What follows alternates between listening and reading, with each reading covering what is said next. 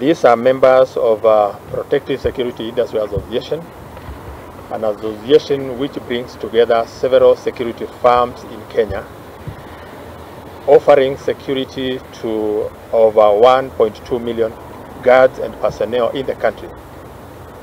We wish to state that there is a media report which came about 2 days ago, and we want to respond to it. In response to that media report released by the CEO, Protective Security Regulatory Authority, we wish to state that we appreciate paying guards 30,000 and even above, as according to guidelines given by the Ministry of Labor.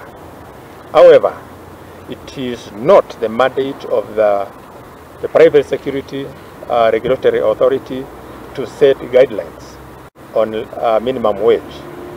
This one is a mandate of Labor Ministry, and we feel this authority is usurping the role of Ministry of Labor.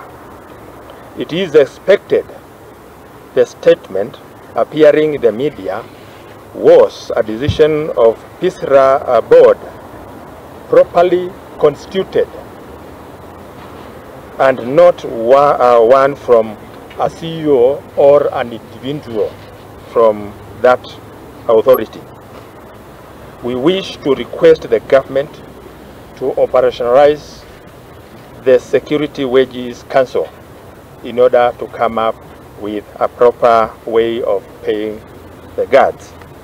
We request Private Security Regulatory Authority to supply us with a list of accredited schools and institutions where our 1.2 million guards and personnel can be trained.